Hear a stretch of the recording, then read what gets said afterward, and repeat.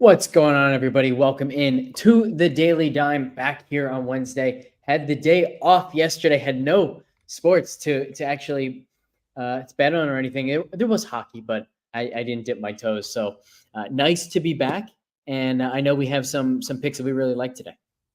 Yeah, absolutely. And I also know that yesterday, right, if you were hanging around the FTN fantasy streets and you tailed one Mike Randall, you did pretty well in the college basketball streets yesterday. Yes. But yeah, I'm with you. No NBA yesterday. So even after the monster 15 gamer that we had on Monday, ready to get back into it here today. And I'll say, going back to Monday real quick, not a fan of the 15-minute start times from like a DFS late swap perspective. It's just even more craziness than normal.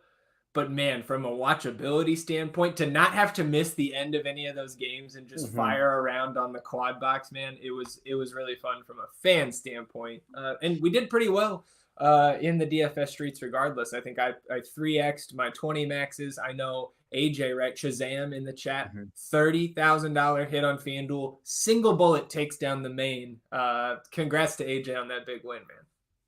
Yeah, I always love seeing that. It's nice to see the GPP scores off to a great start in the NBA streets as well. We will get to those. We will also get to some of our favorite picks. But before we do, we got to talk about this pick six development because I don't know how many people have really been kind of tuned in. Obviously, there was a lot going on yesterday. You might not have been paying much attention to the pick six announcement.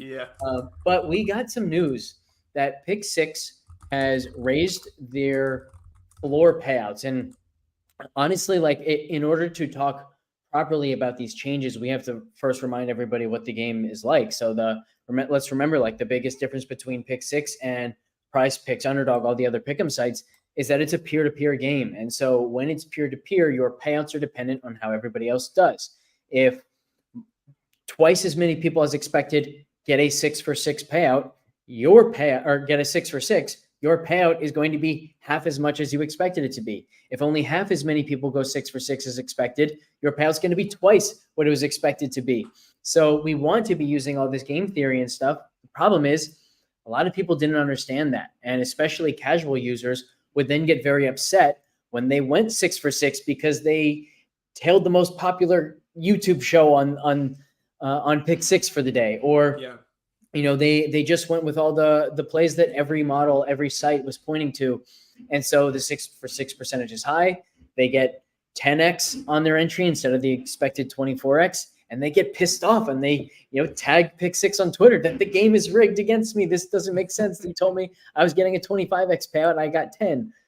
So pick six makes a change to update or increase the floor payouts they were giving. The problem is they're doing it by increasing the rake to 40%. So we need to be aware of that. And obviously here at FTN, like, we're going to tell it to you guys straight. This game for NBA, pretty much unplayable now. I don't know what you think about that, Zach. Yeah, man, I have no desire to play any game that has a 40% rake. It's just not smart. And I would hope that DraftKings, if they want to keep pick six alive, make some sort of change here and fast. Because again, it's just not, like you said, like, we're going to be transparent, and you and I think, again, like, would not be playing this game right now. So we're not going to tell you guys to either.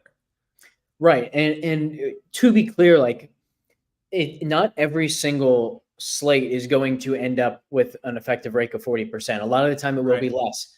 But the problem is that a lot of the time is mostly going to be NFL, right? We are mostly seeing those really high 6-for-6 percentages on the NFL slates where people are correlating, they're stacking. So on the NBA side of things, we have pretty routinely seen payouts in line with expectations or even better than expectations, because it's harder to go 6-for-6 in NBA than it is with NFL. So it's weird because now, like, as from our point of view, the player's point of view, we're left with a decision. We either can continue to play the style that we were playing before, which is trying to leverage the field, trying to go for those bigger payouts, the 100x, the 400x. Those aren't going to exist in NBA regardless, but we still could have gotten, 35x, 40x on really well constructed plays. Now, if we're trying to leverage the field, we are trying to play into 40% rake, which is not going to work out very well very often. So it's weird because now we're actually in a position where our best strategy is to play into those instances where DraftKings is forced to give out those 20x minimum payouts, and the rate will then be 20% instead or 10% instead, which is the math behind it. But again, that's not going to happen a whole lot in NBA, and it's really hard to do that purposefully in NBA. It's much easier to do on the main slate for NFL. So yeah, right now, we're never going to tell you guys what to do, but we'll make it loud and clear. We are not going to be playing pick six for NBA anytime soon unless this gets reversed. And I will say there, we are in contact with DraftKings, so hopefully we can help make something happen and improve that product, because at its best, pick six is a lot of fun. But right now, this change makes it at its worst. Yeah, I don't think I have much more to add there. It's disappointing, I think, to say the least. And obviously, we'll keep our eyes on it and update everybody when there's stuff to discuss there, or further things to discuss, I guess. Yeah. We have further things to discuss here today because we're right back at it with 12 games. And there I see AJ in the chat there. So congrats again, buddy. But let's talk some props here. Mm-hmm. Yeah, I'm very excited because we've got, I know, 2 NBA picks at the very least that we like a lot. I've got a PGA pick that I like a lot to round out some 3-pick plays. But why don't you start us off here with your favorite NBA play? Yeah, so this one I like a little bit more right now, an underdog, where you're getting the extra half point. We're taking the lower selection on Alperen Şengün's points prop. It's currently at 18.5. I do still like it at 18 on Prize Picks, but again, prefer it over there on underdog. And this is kind of a minutes play here for Şengün. Rockets taking on the Spurs tonight here. This one is in Houston after the team's already played twice in San Antonio about 10 days ago. And again, you know that I watch pretty much every possession of Spurs basketball, and Houston has pretty much handled the Spurs. I think I used the word waxed to you in 3 of these 4 halves that they've already played this year. And the common theme there, why Houston was able to make the comeback from 20 down to tie the game, they ended up losing that first one, but then really control right from the rip. The second matchup is less Alperen Şengün, more Dillon Brooks, more undersized wing defenders guarding Victor Wembanyama. I think that we're going to see that continue here tonight because of the success that Ime Udoka found with it over these first 2 matchups. Again, that was a second half adjustment the first time these 2 teams met. He played 22 minutes in that first meeting, 26 minutes the 2 nights later when the teams met again. 18 total points in those 2 games. Now, he didn't shoot well, right? 2 of 8 from the field, 5 of 14 from the field. And I think that makes sense because the Spurs with Victor Wembanyama on the court are like a top 5 defense. Even overall, they're still 9th in defensive rating so far this season. So I like the under here on Şengün, and again, prefer it on underdog. I always love when the I know ball takes match up perfectly with what the model takes, with what the model says, right? And so you brought up this Şengün play to me right away. That was the first thing we discussed. Yeah. Immediately, I check the model and I see that his under is also one of the model's favorites. So that's just an auto click for me at that point. So absolutely love this start. And then the next place we went to is Klay Thompson. And we actually discussed earlier, when we first looked at the model, we thought that the Klay Thompson projection was too high. So we went in, we changed his rates. We brought down his expected field goal attempts, his expected 3-point attempts, his expected free throw attempts. We brought all of those down, and we still haven't projected for 20.7 points. So initially we were thinking the points, but over on underdog, over 15.5 points for Klay Thompson is 0.9x. So instead, we're going to pivot to over 3.5 3-pointers made. We haven't projected for around 4.4, and in the tool, this is at 63%. That Şengün under is 67%. So we're starting off with a couple bangers here. The Şengün under 18.5 points and Klay Thompson over 3.5 3-pointers made. Yeah, I like that one, right? Especially bringing up the fact that Chicago was so friendly to opposing shooters last year. And right, Mavericks also going to be without PJ Washington, potentially without Derek Lively again. So I think just more usage, right? Probably just a slight amount. It's like a 23-minute sample this season so far with no PJ Washington and Klay Thompson on the court. I will say, in those 23 minutes, Klay Thompson's points per possession was pretty darn high, like in the Kyrie range of things there. So again, small sample, you shouldn't really be acting on that, but it doesn't do anything to take away from the logic that you're using to make this pick. Well, and not only that, but I think it also supports like the analysis that the model is doing, right? Because essentially what our prediction model does is when a player is out, it looks at everybody's rates that's going to be on the floor together and says, all right, how are we distributing all of the field goal attempts, the 3-point attempts? And so when it is spitting out, hey, Klay Thompson's getting a really nice boost, and we can go look at those 23 minutes and see he's gotten a really nice boost, it just adds a little bit of credibility to what the projections are currently saying. Yeah, absolutely. The next one that I like here is actually going to one of the later games on the slate, looking at Kings and Raptors. So this is one from a DFS perspective. You're not going to have this on the DraftKings main slate. They cut those last two games off. FanDuel, you can play this. But from a prop perspective, RJ Barrett, okay, right? This is still a shorthanded Raptors team, and RJ is doing just about everything for these guys right now. 143 minutes for RJ Barrett so far this season with no Scotty Barnes, no Emmanuel Quickly on the floor. Massive usage rate, right around 33, 34%.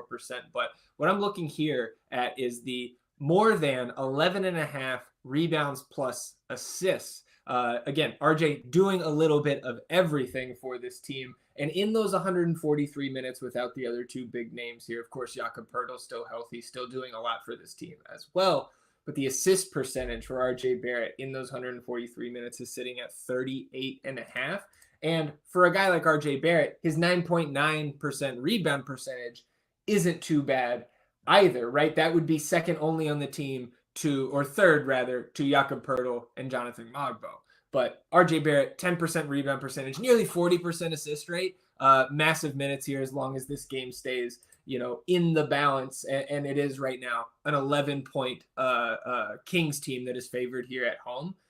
I just think RJ Barrett, again, going to get his work done in the time that he's out there on the floor. When you're looking at what he's done over the last couple games in terms of this 11.5 number, he is over this in 4 straight games, even in some of those games where the Raptors have struggled overall as a team. So I really like this play, and you can get it on Underdog and Prize Picks. Yeah, he's averaging 13.6 per game. This matchup's nice. It's a pace up spot here. Kings 11th in pace. So I like everything about this play. And I got to say, like, I've been pleasantly surprised with Barrett's play so far this season. I didn't think he had this level of playmaker in him and just kind of like all around game. I was kind of the opinion that he was benefiting efficiency wise from all the attention that some of those other Knicks were getting, but he has seemingly taken a really nice step forward here. So I like this play a lot, and you're not banking on any offensive efficiency coming from him, as I continue to think this Toronto offense is just going to be flat out bad. So I like this rebounds and assist combination quite a bit. Nice. We did just get some news here before we get to your next pick, Alex. Zion present at shoot around here Wednesday, so that's not a participating in shoot around, but we've seen some guys show up at shoot around. D'Angelo Russell it comes to mind last week where he was present at shoot around, not confirmed to be participating, and then gave it a go and played that night. So maybe Zion back for the Pelicans here tonight. But speaking of the Lakers, Rui Hachimura now doubtful today with an illness. So I think from a DFS perspective, you're going to maybe look to a Max Christie, a Dalton Connect, somebody like that to fill some of those minutes. But that'll be interesting to watch as the day goes on. What other props are you looking at here? Is it time for the PGA prop, or are we sticking with some hoops? Yeah, I think it might be time for the PGA prop because there are a couple leans that I had on NBA, particularly some of the tools favorite plays, and then I went and checked Underdog, and they were all like 0.93x or 0.88x, something like that. And I never really want to play into that, so I'm going to take us to the PGA streets, and we've only seen 1 year at this course. By the way, I should mention, they tee off tomorrow morning. So if you do play this, you're going to have to wait an extra maybe 12 hours to see if your play hit, but it's worth it when the play is this good. We are going to Wesley Bryan, and we're going to take higher than 4.5 birdies. And like I started to say, we've only seen 1 year's worth of data from this golf course, but it's one of the easiest courses on tour, one of the easiest to hit fairways. Our course fit model shows 2 skill sets really popping: driving accuracy and putting, 2 things that Wes Bryan actually has, particularly the putting, and his driving accuracy has actually been much improved of late. So I really like this for Wes Bryan. we have seen a field average of around 5.3 birdies per round. And Wes Bryan, who we have as a pretty neutral talent in this field, so not losing any strokes to the field as a whole, which would then mean like we should put him at around a 5.3 birdie expectation. But also, he's a great birdie maker. He makes more birdies than you would expect from his skill level. He also makes more bogeys than you would expect from his skill level. So I put his expected birdies around 5.5, and we are getting 4.5 as a line. So this is a spectacular play. I would put it 65, 70%, something like that. Right where I had the P. Ryan Hopkins plays on Monday night, which both hit pretty easily. So hopefully this one is just like those two and gives us a nice, quick, and easy win. Yeah, I like it. And again, like if you're not comfortable, like if you don't want to wait till Thursday morning, just don't include it. But I think this can round out, right? A 3-pick play, a 6-pick play, whatever you're looking at here today. If you need that one extra pick, you can't find anything in the NBA streets, then this makes a lot of sense. Or makes sense regardless, right? But that's how I'm going to be tying my lineups together, or my entries rather, here on Underdog today. I see Zach, that little Durant gimme pick. Is that expired or what? Where can I get that? It's not on my screen. Who knows? I think I can only use them for like $5 or something like that. So I don't. Yeah, there you go. Yeah. I've got a question for you. Okay. We're at 4. Do you think that we have 2 more that we can find to turn this into a 6-pick? I mean, looking at the prize picks tool, right? Like you and I were talking through some of these earlier this morning. Like I'm finding at the top of this tool that like I'm not a huge fan of some of the under picks that are being recommended, like the Ja Morant against the Lakers, the James Harden against the Sixers. Like, you know, I'm not always going to agree with the model. I am a little bit intrigued here by the Steph Curry points projection against the Celtics here tonight. I believe the Celtics are like 6 or 7 point home favorites here. 6-point home favorites here against the Dubs. Obviously, Steph is carrying a lot of the workload, not just this season, but especially right now coming back off that injury. But the model thinks this is a really strong less than play, or lower play rather, on prize picks. Line is at 24.5. His projection's a little bit over 20 points here. So again, even if you think that maybe that 20-point projection is a little bit low, that's kind of what Steph has been showing here throughout the beginning parts of this season, and the minutes remain pretty flat. He hasn't exceeded 28 minutes so far this season. He's averaging 19.8 points per game. So like, he's only been he hasn't been over this 24.5 number yet. Again, it's a small sample and it's Steph Curry. So like, could he be over this by halftime? Sure. But if you're looking at the teams they've played, right, or that Steph has played against, Portland, Utah, Clippers, Wizards, not exactly the cream of the crop defensively. And we know the Celtics are far and away right now, in my opinion, at least, still the best team in this league, even with no Jaylen Brown here tonight. So like, the model indicating such a strong under selection here, and looking at what Steph's done, and not just what Steph's done, but what Coach Kerr has done as well with his rotations here, I think I'm leaning into the lower pick here for Steph Curry. Yeah, I definitely am as well. And I think the minutes question is a big one because, as you said, he's played 25, 27, 27, and 24 minutes. We haven't projected at 28 and a half. Yeah. So, you know, when I first saw this under, I thought, okay, well, what if our model is taking what he's played so far and projecting him at like 25 and a half minutes or 26 minutes?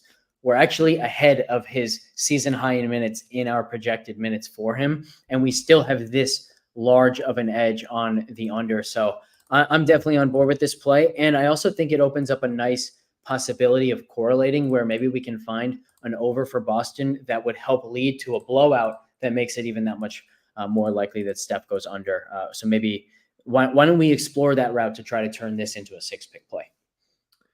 Yeah, I mean, the tool is recommending a under selection on Derek White. His points props at 19.5. The model's got him a hair under 18 points here. I think that one kind of fits the bill to me, maybe, right? If the Celtics get their work done early, right? Guys not playing the latter half of the fourth quarter in a blowout.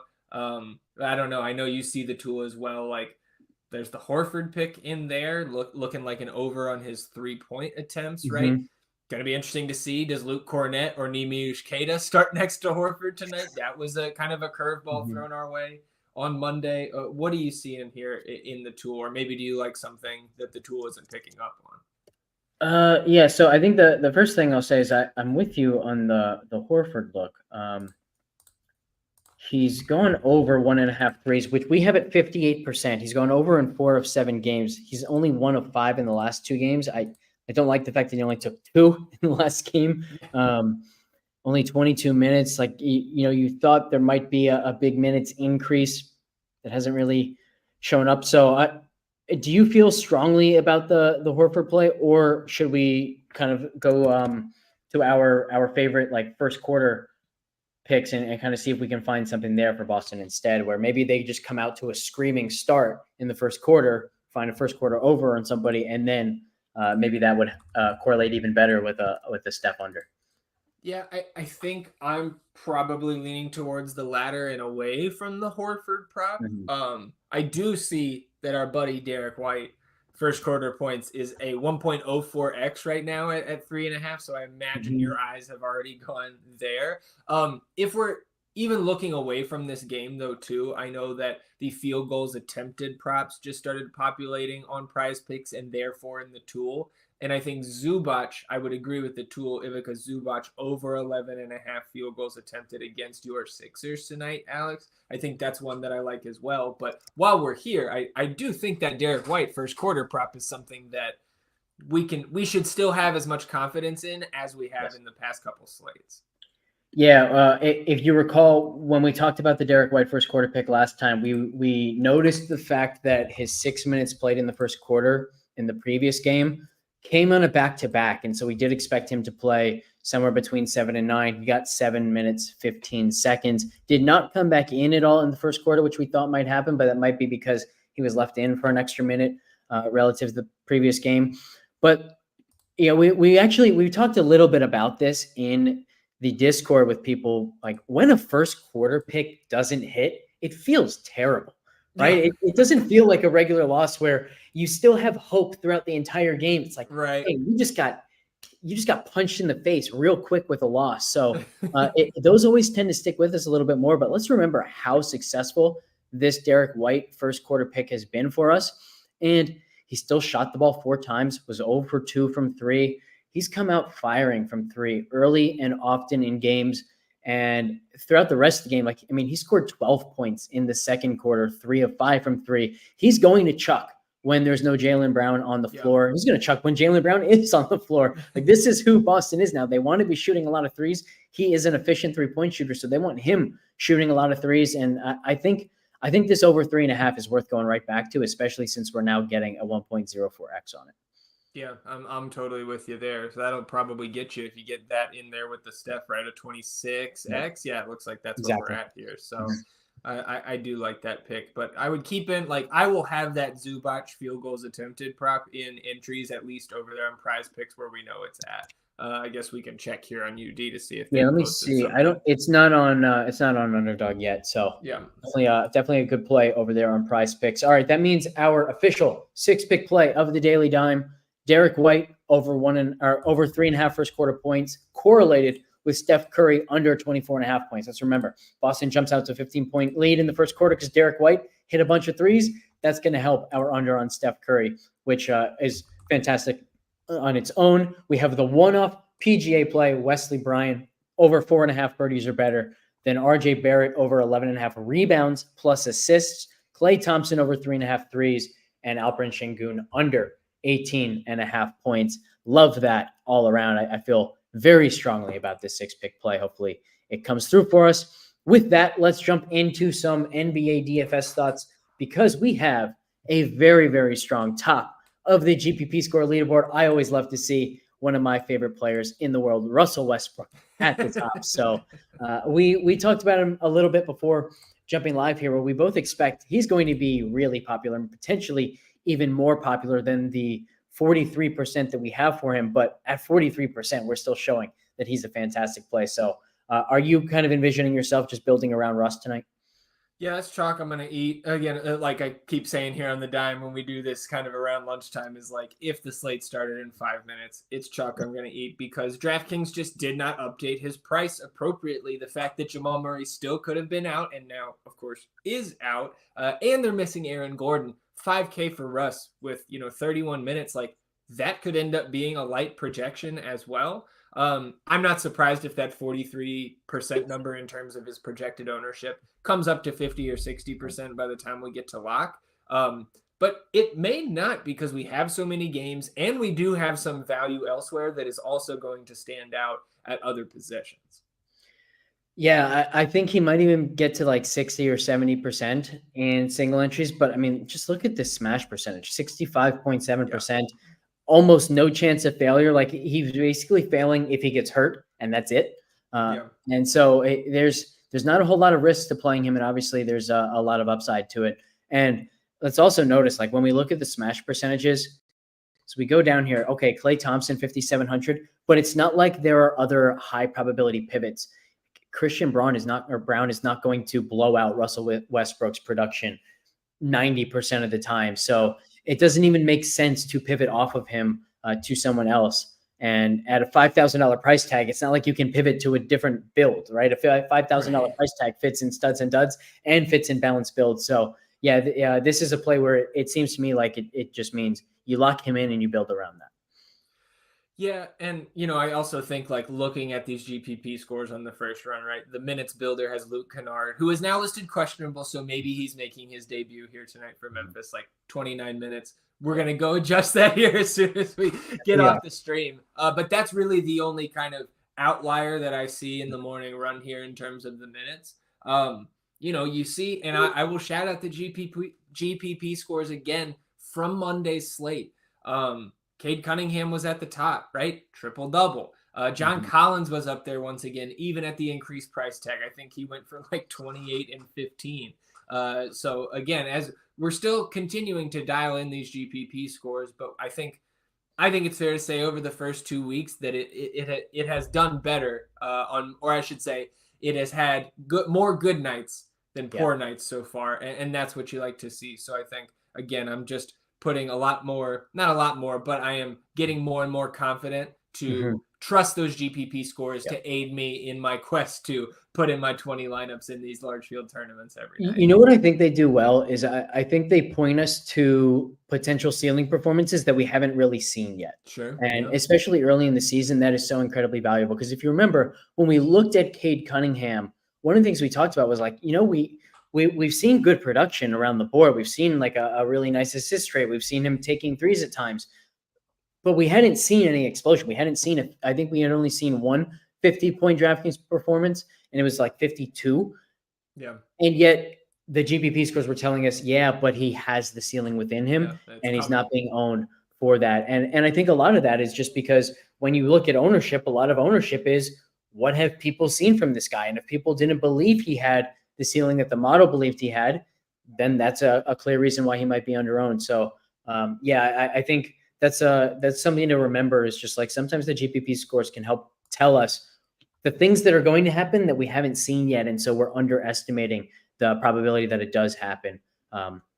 With that, I have a question here for you. On the GPP scores, we see number 2 in smash rate, Nikola Jokic. So Westbrook's teammate, of course. They are near the top together in the GPP scores as well. Jokic is 4th. Do you have any hesitance to play these two guys together, or are you more than happy to pair Jokic with Westbrook? Yeah, I'm actually glad you brought that up because I was thinking right here, and we need to talk about Jokic and the fact that him and Russ are both projecting so well here. I personally don't have any issues pairing those two guys because, right, Russ, it's the price and the minutes play here, right? Maybe he's not, and I don't think it's a maybe, he's not the same Russell Westbrook fantasy-wise that he has been in the past, but he's still more than good enough at this price to be as owned as he is. But with the shorthanded nature of the Nuggets, no Jamal Murray, no Aaron Gordon, even though there's still MPJs there and Russell Westbrook, this is going to be Jokic of old if Denver is going to stay in this game, right? I think they are 7-point road underdogs here with the Thunder coming to town, which makes some sense. But if this game stays within single digits and you get full run out of Jokic, I think 11-7 could end up being too cheap. Like we saw in the past that Jokic with a shorthanded roster over a long period of time becomes like a 12.5, 13K player on DraftKings, and you can see it in his projection there.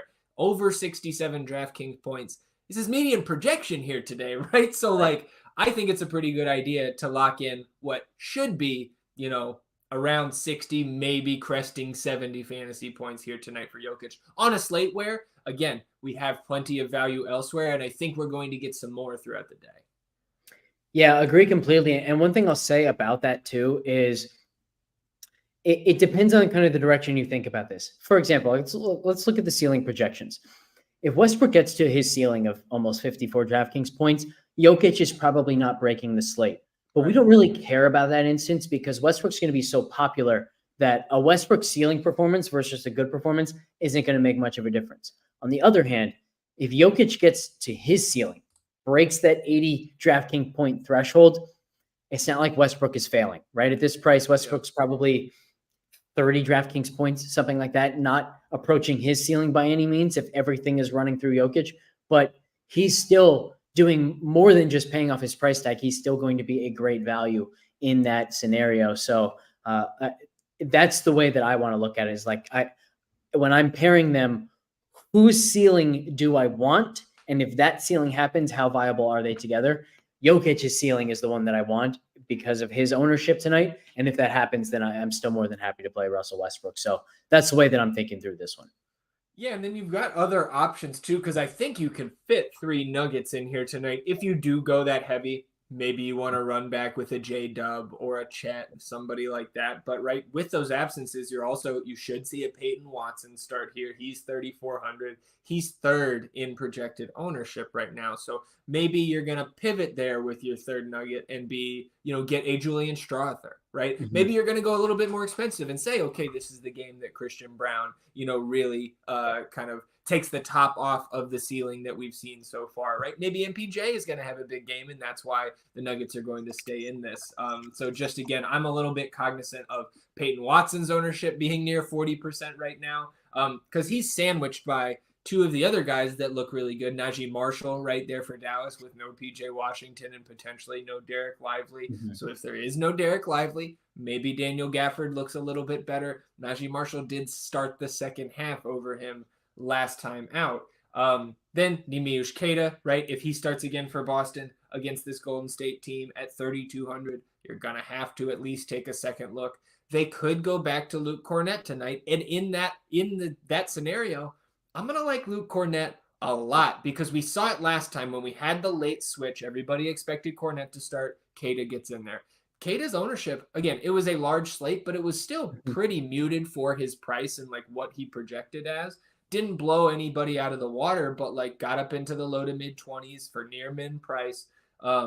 If they make the switch back to Cornett and we get that, maybe a few minutes after the slate locks, or again, I need to look at the schedule. Maybe that is a lock game here tonight. Okay, it's a 7:30, right? So what if we get that at 7:02 that Luke Cornett is starting? I'm probably pushing a large amount of chips in on Luke Cornett because I don't think he will pick up adequate ownership if they do make that change. And I think it's not just Jokic at the top. It's not just the Celtics value centers here and that potential, but we've got guys like Goga Bitadze got the start last time out. Wendell Carter Jr. still out. Paolo Banchero out. Revenge spot for Goga taking on the Pacers, right? That is the team that drafted Goga Bitadze, and we know how productive he can be from a point per minute standpoint. I mentioned Daniel Gafford as well. And then if we're not even looking at center, talking about the values we could have here today, if Zach LaVine misses again, Ayo Dosunmu is the guy I expect to be the highest owned player on the slate, potentially second to Russell Westbrook, but he will be massively owned, and I think that will be good chalk. He just looks too damn good at that price with the minutes he'll get. And then you'll have some interesting tournament pivots in that game with a Vooch, with a Kobe White, or a Josh Giddey, guys like that. So again, like I said earlier, it's such a big slate. There's still some Q tags that are pending. There's already some guys that are out there providing significant value opportunities. I think it's going to be a fun slate, and I think there's going to be enough ways to get different where we can maybe have another big night here. Yeah, I mean, you can just see on this page here how many viable values we have, which means it's going to be that much easier for us to fit Jokic and his huge GPP score. So I'm very excited for this slate. I've got one final question for you on this slate. Tari Eason put up 50 plus DraftKings points a couple games ago against Golden State, and afterwards said, I hate Golden State. So my question to you is, does he hate the Spurs enough to unleash that same kind of upside tonight? He should, with the bad blood between these two teams, the history right here in one of these Texas rivalries. And I also think he's somebody, right? We saw him play 18 minutes in that first game against San Antonio. 2 nights later, gets up to 22 minutes. I don't think we should expect anything near the 35 minutes he got in that massive game against Golden State, but played 25 against the Knicks the next game. And if he's in the mid 20s at 4,500, knowing what thinking back to how we think this rotation is going to play out again with less Şengün because of the success that they saw, Tari Eason fits the bill as one of those guys that will be cycling in there on Victor Wembanyama with Dylan Brooks, right? And Amin Thompson maybe gets a couple possessions as well. That's something that I want to go back to that second game that they played and look at the matchups a little bit closer and see, is it Tari Eason? Is it Amin Thompson? Is it maybe Cam Whitmore that saw a few possessions guarding Victor Wembanyama? Because it cannot be just Brooks and Şengün alone here. So I do have some interest in Tari Eason, at least just on the surface here. Yeah, I agree with that. And actually, when he has stolen minutes, it's often been from Jabari Smith Jr. And Jabari Smith Jr., I'm looking now at those last San Antonio games, wasn't overly effective in either. So it wouldn't surprise me to see Tari Eason get a few extra minutes here tonight. And just, it's always worth noting when you see a player who seemingly gets rewarded for playing well and producing with a few extra minutes whenever they do that. So, that widens the range of outcomes for a guy, gives him a little bit of extra ceiling. So I like the Tari Eason play tonight as a high upside value, I think, at the moment. Of course, a lot of time before the slate starts. So remember to check back into Discord for any final thoughts there. Anything else before we jump out of here, Zach? Yeah, just a couple notes, right? Looking over there on FanDuel, Najee Marshall, Peyton Watson, those guys that we talked about from more of a DraftKings perspective are going to be popular for good reason over there on FanDuel.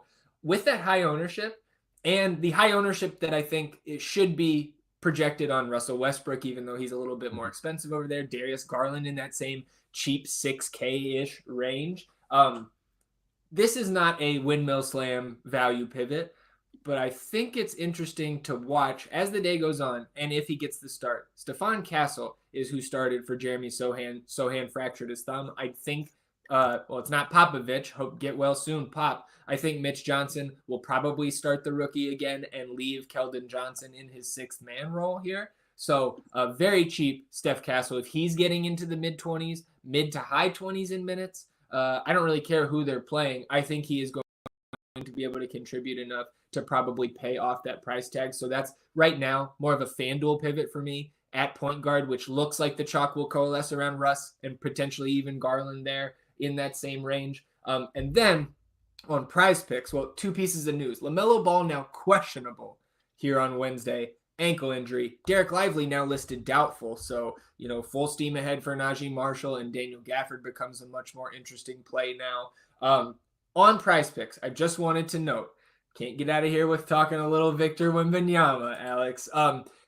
Right now on Underdog, Vic's three-pointers line is set at 1.5, and you get like a 0.8x multiplier for taking the over there. Prize Picks has a demon at 2.5 made threes, and while again, there's a reason I didn't bring this up in my favorite prop section because it's not one of my favorites, but this can take your payout on a 6-pick over there on Prize Picks from 25 to 30 today, and I think it is a decent shout. Shooting 1.6 more three-pointers per game so far this season than last year, 7.1 on the season. Last season, right, in 2 less minutes a game with less attempts, he was 3 or more made threes in 27% of his games. And then ever since the Oklahoma City debacle where he shot 5 times last week, didn't shoot in the second half, this kid is chucking 29 three-point attempts over the last 3 games. He has been shooting horribly from 3, I think 22% on the season. This is a guy who was in the low to mid 30s by the end of last year, and I think we don't need much positive regression there for Vic to come out, shoot another 8 to 10 threes tonight, knock down 3 of them, and hit this demon pick on Prize Picks. So I do have that in one of my 6 pick plays right now over on Prize Picks. I love that call. I wish that was on Underdog, and actually we will continue to monitor that, right? Because they do have a 1.5 up there, and I think it was 0.8x. So hopefully they add a 2.5 at a strong multiplier at some point throughout the day. We did get one question: thoughts on Taylor Horton Tucker, and I think you'll agree with, like, we just have to wait for the Zach LaVine news on this one. Yeah, if LaVine is out, you can absolutely play him, right? Because he was taking time away from Josh Giddey last game, which hurt a couple of my lineups. They luckily had enough Kobe White, enough Vooch, enough Io to get over the line there. But yeah, min price on DraftKings, that's something we just kind of have to wait and see on. But I can say, like, again, if the slate started in 5 minutes and we got that news right now, Talon Horton Tucker would certainly be in my player pool, and I imagine showing up in some of my lineups. It's also going to be interesting. I'm going to keep my eye out on his props as well, especially there's no LaVine, because we already have a strong lean on the under in the tool for Giddey's assists. And as you said, like, he was taking some of Giddey's minutes. So if we end up getting something with Horton Tucker, there's some potentially strong correlation between Horton Tucker overs and that Giddey under on assists. So I'll keep my eye out for that one as well. The last thing I wanted to add there, Alex, like, just looking at the game flow from that and realizing who they were playing, that was also a revenge spot for Horton Tucker. So I don't know if Billy Donovan factored that in at all. Again, they were shorthanded. THT makes some sense to be that guy who gets more minutes in the rotation, but it's in the back of my mind. Yeah. Who's also playing well, +5 in his minutes, and Giddey was -18 in his. So that certainly might have one of those Josh Giddey games that you're still worried about, even though he's out of OKC now. Absolutely. Yeah, which is why, like, the unders on Giddey can be really attractive, because sometimes you just get those really, really easy wins on those. But we will continue to monitor that throughout the day. And if we see more stuff we like, we'll put some more picks over in the Pick'em channel. I will post the 6 pick play that we built on Underdog in that channel as soon as we are off here. Reminder, we will be back tomorrow, and then tomorrow as well, 5:30 Eastern for the NFL show. Thanks, everybody, for tuning in. We will catch you next time.